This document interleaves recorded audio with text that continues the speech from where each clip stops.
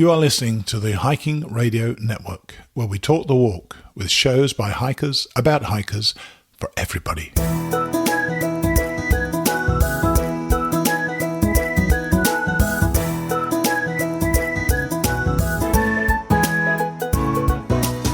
Mighty Blue on the Appalachian Trail, the ultimate midlife crisis. Join Steve and his guests every week as he staggers from Georgia to Maine.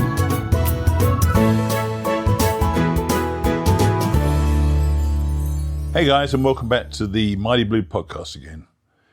As I record this, it's Monday morning, which means it's late, I know, but it's going to come out on Monday. I'm out of the Smokies, and I am comfortably ensconced in Maggie Valley, which is about, 20 miles away from the end of the Smokies. And I'm taking a 0 day with Dana, who drove 600 miles to come and visit me. It's been lovely to see her again and just spend time with her, hanging out. We're going to take this 0 day for me to restock, tidy up, clean everything up, and just hang out together. The recap today is from last Wednesday until Saturday, when I was just 1 day from finishing the Smokies, which, funnily enough, gave me an unexpected ending, but you're going to have to wait until Thursday to hear about that. That sounded much more convoluted than it needed to be, but I think you've got the drift. It's from Wednesday till Saturday. From what I've been hearing from many of you, the interviews with other hikers and people I meet on trail have been popular, but I only have one of those today. The guys I've been hiking around are mainly new to me at the moment, so I haven't learned enough about them to warrant recording. That's soon going to change though. Nah. The real reason is that I packed my microphones in an inconvenient position in my pack. I just couldn't be bothered to retrieve them when an occasion did present itself. I'm sorry about that. I've repositioned the mics and I'm ready to go again, but you just have one recording, remember, today. So I left you last time when I'd reached Derek Knob Shelter after I'd had 2 tough 12-mile days, the second of which was following my cooking disaster the previous evening.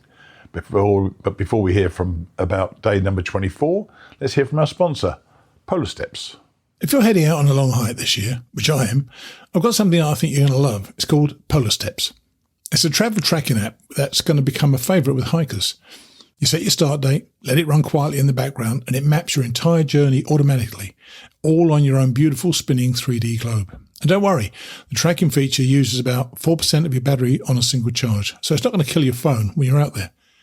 You can add photos and short journal entries as you go, so your map shows you where you were and your words remind you of what that day actually felt like. There's a light social layer too. Family and friends can follow along, or you can keep it completely private. As every hiker says, hike your own hike. And when you're done, you can relive the whole thing in the app or turn it into a stunning coffee table book with your route, stats, photos and stories. And did I tell you that it's entirely free to download and use? The only time you'll be paying anything is if you decide to turn your trip into a book. That's Polar Steps. Track it now, treasure it forever.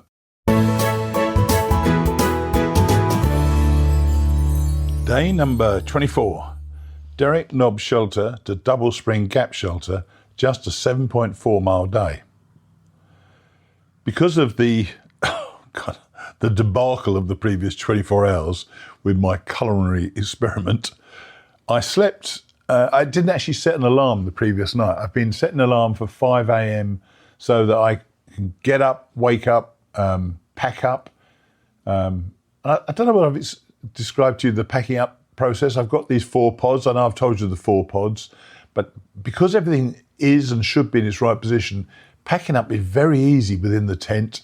And by the end of my packing up, normally in about 10 minutes, I've got all 4 pods ready to go and be put into my backpack, which is outside, and the tent is effectively empty.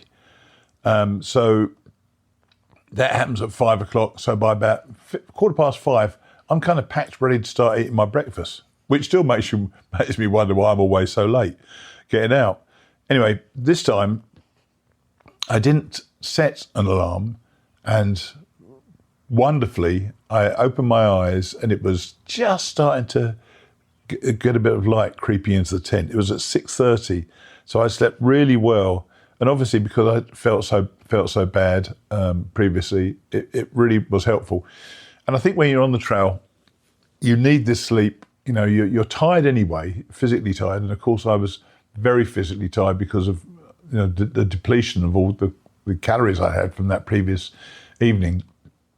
And I really had been suffering that 12-mile day yesterday. But that sleep really cleared everything, in my mind. And I felt very, very refreshed the next morning, which was wonderful.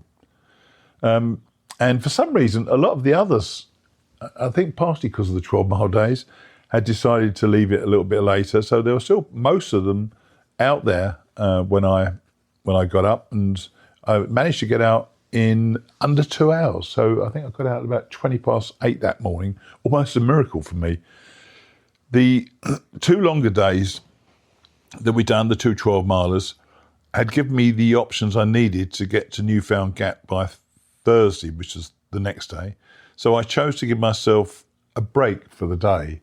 That 7.4 miles isn't very far, but it worked out neatly to give me a relatively easy day down into Newfound Gap the following day. And one of the things I think you do on a hike, certainly a hike of this length, you do have to plan ahead to see what's going to work for you to get you in the places you want to be. I mean, right now I'm sitting here thinking about, I'm going to be in Hot Springs in 3 days' time. So once again, I'm afraid the podcast is going to be probably later on Thursday, not on. I won't be able to do it on Wednesday night because I'll still be in the woods. But I hope to be able to prepare for it by then.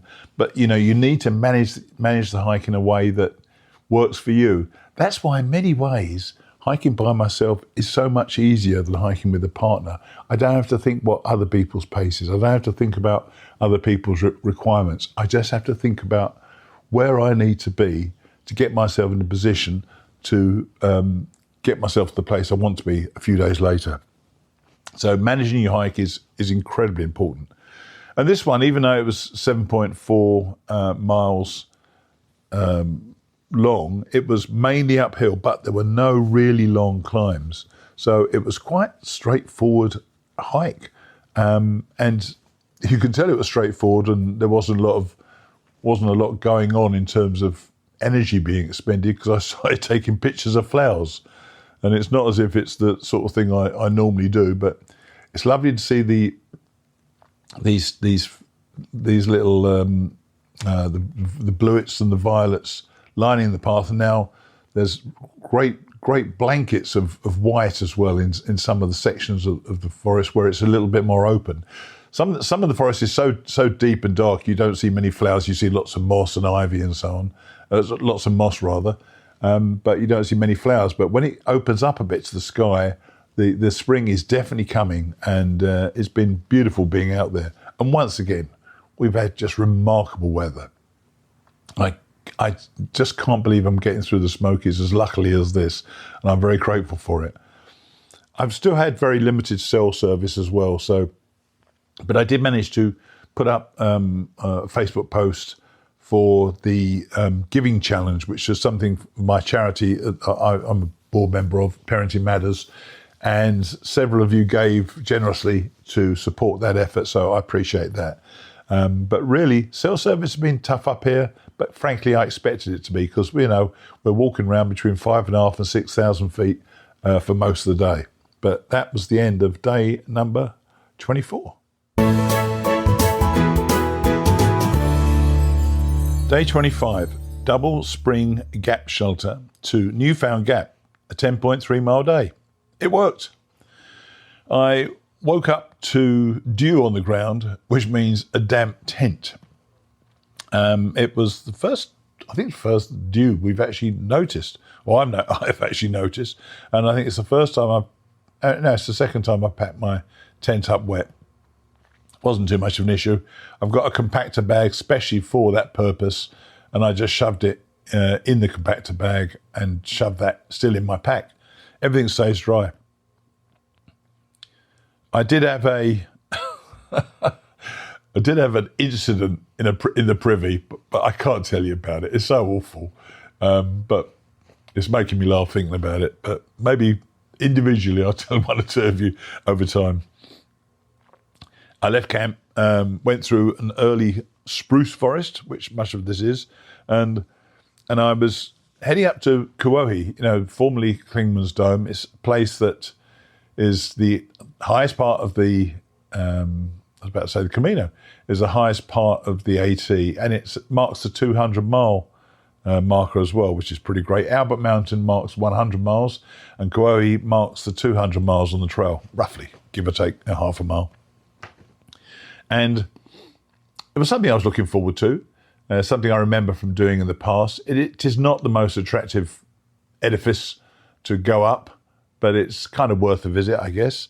And I'm going really well this morning, and you head down before you head up for the last 300 feet to Kauai, and you should be looking for a sign that you take a left turn, as it were, or sort of you bear left and go up to it. Now, I'm walking along, and I'm really, really going well, and the path is easy. I'm barreling down there, and excuse me, I'm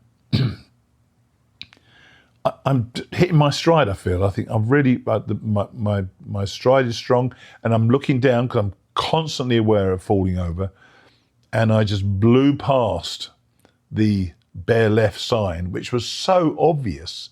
I must have gone 0.2, maybe 0.3 of a mile further down the mountain, another 300 feet down the flipping mountain, until I thought, we must be turning for the top soon. So I checked out far out, and I saw that I was off the trail.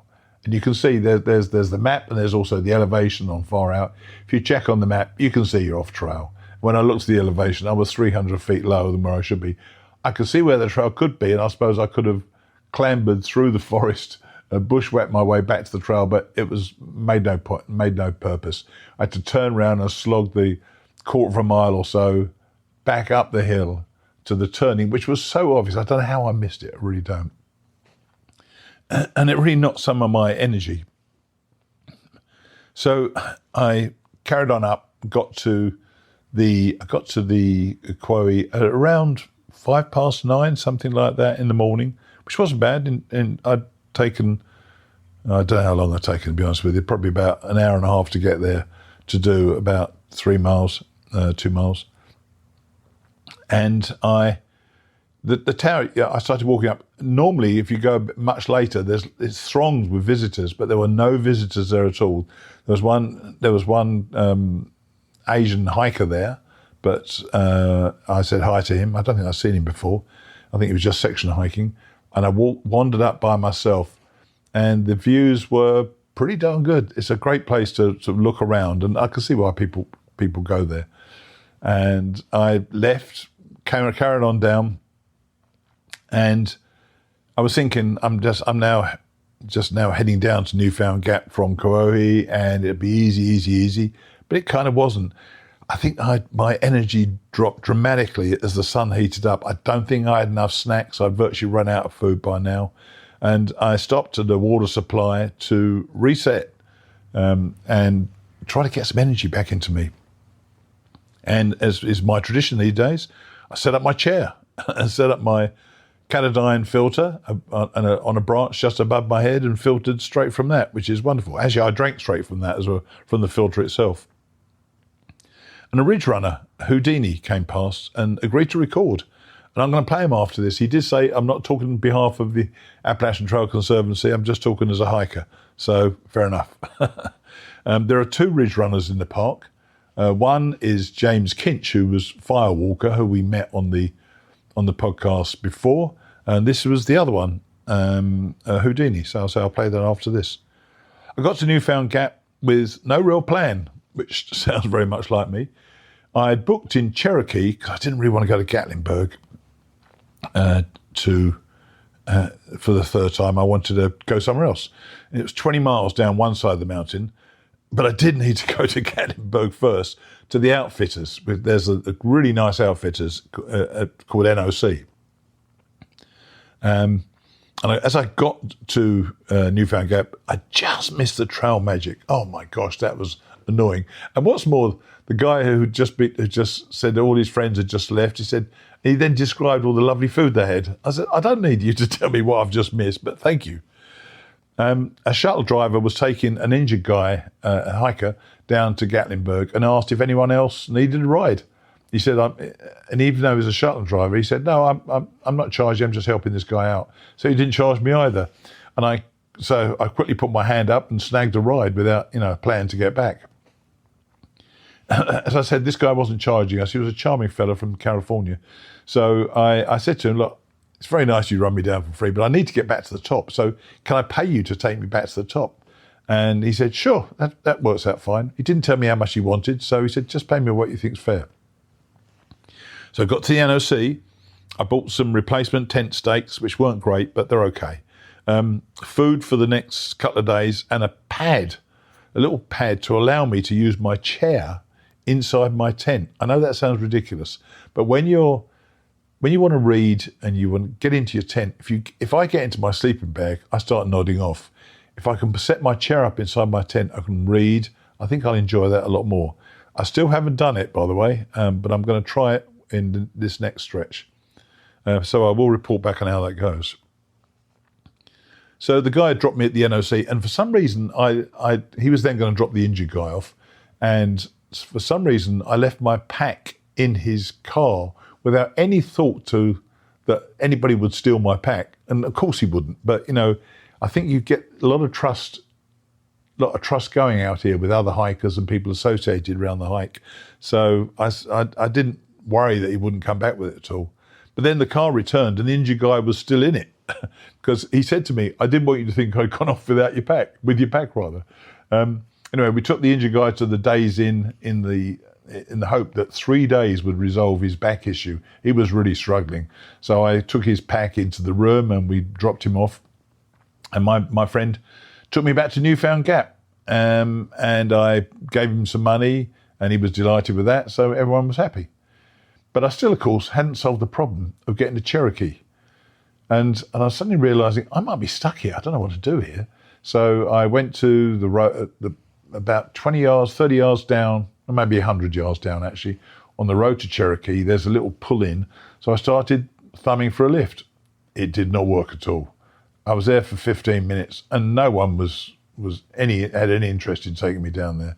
So I went back to the top, and a couple of hikers who I'd vaguely met were chatting with a young guy. I then, they left him, and I then engaged him and asked him if he knew how I could get down to Cherokee at all. He said, I'll take you there, mate. So he did. Took me straight to my hotel. What a result that was. I went out for a quick dinner, did my laundry, and the laundry was a bit of a nightmare. I put my stuff in, got it washed, then the dryer wouldn't work. So I went down to the reception. The young girl was very nice, and I said to her, "Look, you've got industrial dryers. Let me just dry this in the back of your in your industrial dryer and get it sorted out." She called a manager. Manager wouldn't come back to her. Eventually, the young girl made a decision. Let me dry my stuff there. Away it goes. So I had to plan for my return to the top, and I called one guy, a shuttle driver. He said he couldn't do it, but he then gave me another number. They charged me $100 to go back to the top, which was ridiculous. So another guy sent me a list. He said he couldn't do it either, but he sent me a list of shuttle drivers I might try. And I found a bloke called Zach Galifianakis, that was his trail name, obviously. He said he'd do it the following morning for a very reasonable price. And so I was sorted. I was going to go up at 8 o'clock the following morning. So that was a pretty cool day, and we're halfway through the Smokies right now at Newfound Gap, effectively.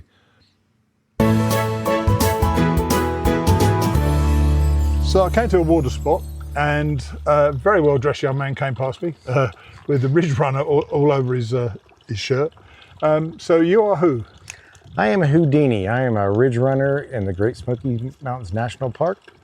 And you were a thru hiker in 2022. I am a Appalachian Trail thru hiker in 2022, a PCT thru hiker in 2024, and a long trail thru hiker in 2025. You can't stop at the 2. You've got to get the CDT for the Triple Crown. And I plan to do the CDT maybe in 2027. Oh, well done you. So what's your real name?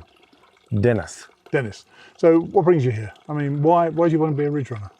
What's one, I guess the first is super close to where I live. I'm very familiar with the Smoky Mountain National Park because I've backcountry fly fished here for since basically 2007. So all the side trails, all the rivers, fly fishing, that kind of led into to hiking, day hiking, sure. overnight hiking, which eventually led into thru hiking. Yeah. And so, being just a outdoors junkie in a way. Has the water stopped? We turned off the faucet. What? Sorry about that. That was fantastic though to get that live. It was like someone was turning the water off. It did, didn't it? Yeah. So you've done it all led up to thru hiking, and after the thru hike, what made you actually want to do the ridge running itself though? Was it you had time in your hands, or what was it? Yeah, I mean, obviously the proximity. If I lived far away from the AT, it just wouldn't have been feasible. But being so close, and my familiar with the national park, went in a big kind of way. I do volunteer work for the Nantahala Hiking Club. All right, nice. For when you go from Georgia into North Carolina. Yeah. For that first 70 miles, I've done volunteer work for them, and then Smoky Mountain Hiking Club from NOC to Fontana. I work with Smoky Mountain, and I've done volunteer work, so familiar with doing trail maintenance, privy shelter maintenance, and all that. And so, a friend just forwarded me this job thing for the ridge running position, and Nice. I get to hike, I get to do trail maintenance, I get to. We can't, hang on, listen, we're recording this. We can't go over the fact that the water's stopping and then coming on again. That is amazing. And it's a spring from the ground. There you go. And so being out here with hikers too, interacting with hikers all day. I mean, that's what I do all day long. Yeah. Is interact with hikers, and I get to, you feel like you're giving back a little bit, and you're out here. So the rules at shelters. Yep. Shelters are supposed to be full before people can camp, or people can't camp. I mean, what is the actual rule? That is the rule. You're supposed to fill the shelter first before you put up tents, and thru hikers are supposed to give way to hikers with reservations. And always happily will, by the way, because thru hikers mainly want to go in their tents, don't they? Mainly, yes. But honestly, even people that reserve the shelters want to come up here and put their tents up at the shelters. So it's really like trying to get people to stay in the shelters and not, my big thing is if people want to stay in their tent, then try to put the tent up on, on a tent site. Yes. Yeah. Not put it up on grass or flowers or something like that. Yeah. So, I think thru hikers tend to be as responsible as they can. It's not always that easy. What about your interactions with wildlife?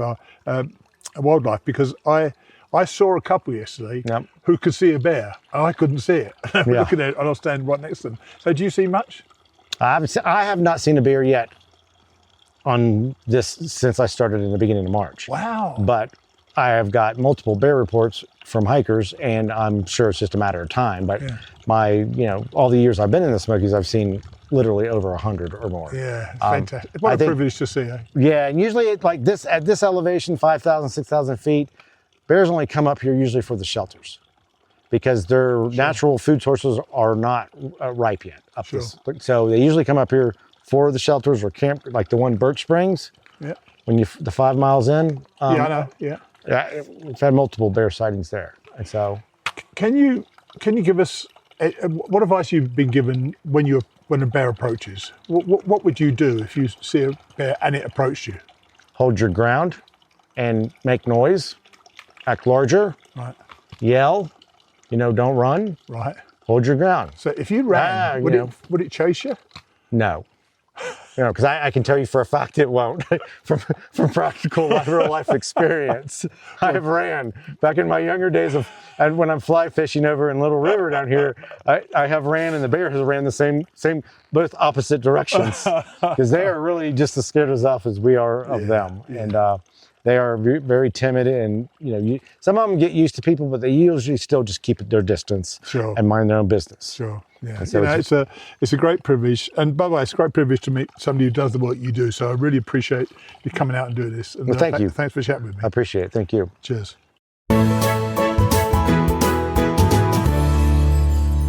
Day 26, Newfound Gap to Peck's Corner Shelter, an 11.1 mile day. So at 8 o'clock, Zach Galifianakis showed up to take me to Newfound Gap. He's a very experienced hiker, really nice fella, and he just enjoys talking to hikers. And he works to hike, so he can do things and get around and just go on these great hikes. He's talking about going the Terra Ora in New Zealand later in the year. Anyway, on the way up, we saw some elk, and I'd never seen elk before. And they were all over the place. They were walking across the road, wandering on the grass, and tons of people stopping to take pictures, which I did as well, obviously. So we got back to the top, and when I'd left Cherokee, by the way, it had rained all night, which is perfect when you're in a hotel. So I was lucky once again with the weather, but there was still fog and cloud, in Cherokee. Got to the top at Newfound Gap, and it was absolutely gorgeous up there with that lovely view you get looking down into the valley with cloud beneath you and just beautiful blue sky above. I absolutely loved that. So it was a very easy up, and I soon reached the first shelter in about an hour and a half, which is about, 3 miles in. See, I'm still not terribly fast, but I'm getting there. And I got some water at the shelter. I remember this shelter. It was when I did this in 2019. It was so snowy that first day. I stopped at the first shelter only after about 3 miles. And remember the next morning trying to boil some water in my jet boiler. It took me 20 minutes to boil the water. Just gives you a rough idea of how cold it was up there then. But this day was a beautiful day. There were a bunch of people there. I got some water. There was Hang'em, Little Bit and Hot Stuff, a couple who were really lovely kids. I wish I'd actually recorded them. And carried on from there. Went out to Charlie's Bunyan. Charlie's Bunyan is a lovely little outcrop. You go about 50, maybe 75 or 100 yards off trail, which for me is about a limit. I don't want to go much further than that. And then there's this beautiful rock you can sit on, and with this magnificent view behind you. Absolutely glorious place to be. And I had some pictures taken there. And so far, this was, I think the first half of the Smokies is great. I really enjoyed it. But this is where the views start in the second half of the Smokies. So much so that I called both Dana and my best friends in the UK, Richard and Wendy, to show them the views. WhatsApp allows you to video call somebody and show them and share the views. I love doing that with people so they can see what I can see. And we started getting these beautiful open ridges with falls on either side. The little climbs were linked with what looked like just a 5 or 6 foot wide ridge of about 100 odd yards with pretty much direct falls on either side. And someone referred to it as we're walking along the spine of the Smokies, which is what it really feels like as well. And I loved it. Once again, I don't really remember it from previously. Then I met James Kinch, or Firewalker. He's been on the show. Lovely fella. He's really enjoying his stint as a ridge runner, and we had a little chat for a while, and he moved on. And funnily enough, I'd met his partner ridge runner Houdini a few days before, and I'll play that chat at the end of this. Saw a collapse in the path, which shocked me a bit. I'm sure nobody was walking on it, but the path had just fallen away quite badly, and you had to really negotiate your way around it. But I got around it, no problem at all. And then a 0.4 of a mile climb down the mountain to the shelter. Oh my gosh, 0.4 of a mile seems to be such a waste, but it was the only place I could go that was convenient to make it to make getting out on Sunday possible. This was definitely the best day of hiking for views so far.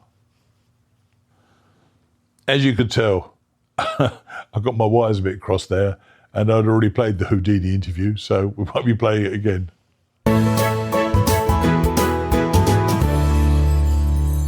Day 27, Peck's Corner Shelter to Cosby Knob Shelter, a 12.9 mile day.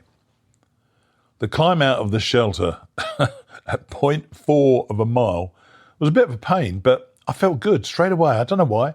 And I was soon back on the AT. In fact, I got there way quicker than I thought I was going to. I was first out of the shelter, which is amazing, of course. But several people passed me along the way. I've noticed I'm definitely getting faster, going uphill, obviously, because I'm already going downhill really well. I actually passed a few people going downhill, but going uphill, as I've mentioned, has been a bit of a problem for me so far. And on this particular day, I started feeling stronger and stronger. And it's a good sign because, but to be fair, the path did seem a whole lot easier on this day. There are these loads of downed trees in the forest, as you would expect in any forest, I guess, but they are covered with this vibrant green moss. And this half of the Smokies seems to be absolutely coated with it.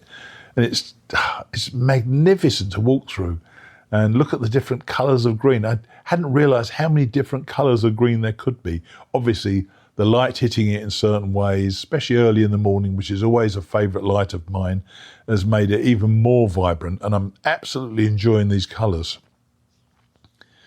I knew that I had about 7 miles of up before the trail was going to descend pretty much all the way to the shelter.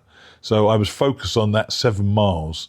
And I knew those climbs were going to be pretty tough. There were 3 climbs before we could start descending. Each was about, 400, maybe 450 and 350, a couple of them. So while still using my method of getting uphill, I now stopped way less often. And today, for the first time, I felt that I may be getting my legs. And what that means is that you suddenly, it's almost like your legs click into another gear and allow you to do things you hadn't been able to do even just the day before. And this was the first time I started feeling that. I now call these stops, I call them resets. Get my feet on entirely flat ground, which you can find quite often, and just rock it backwards and forwards and keep moving. And these resets were taking place every, 30 yards before. They're now taking place every 100 yards or 200 yards or 300 yards or even more. So I feel like my legs are starting to kick in. It's taken me 240 odd miles, but it's very helpful as it makes everything else that much easier. And the views, which were spectacular again, they continued once more. And this time I was able to share them with my brother Mike. And he was fascinated by it. He's followed me obviously before on the hike, and to share that view with my brother was really special. And it reminded me, I've lost my father and my other brother and my son, obviously, and I would love to have shared those views with them, but you make do with what you have, I guess, and I'm delighted to be able to do it with my brother. So coming towards the end of the Smokies, I've got a couple of reflections. This feels like the end of the beginning, if you know what I mean. We're 10%, just more than 10% of the way through. And I think the Smokies is a real test. Not as tough as I thought it was going to be, but a real test. And it feels like, if you can get this far, you can kind of do this now. An injury will take you off.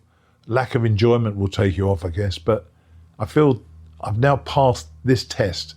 And going forward from here, it changes.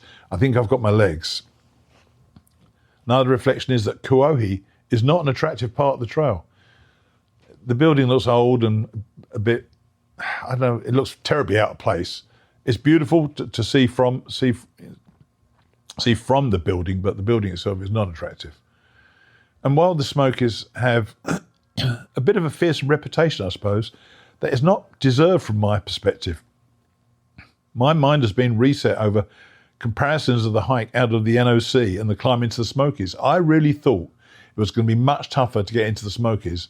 And that climb out of the NOC, as I told you, those first 2 days, really knocked my confidence, but it's been totally restored by the Smokies. I will never think the Smokies is tougher than that climb out the NOC again, I promise you. And lastly, there is something about walking along the spine of the Smokies, and I used that expression before, but that was given to me by a bloke I was speaking with. It is the spine of the Smokies. It is so otherworldly. You're above 6,000 feet and just below 6,000 feet and up and down, and you're looking down all the time. It's absolutely magnificent.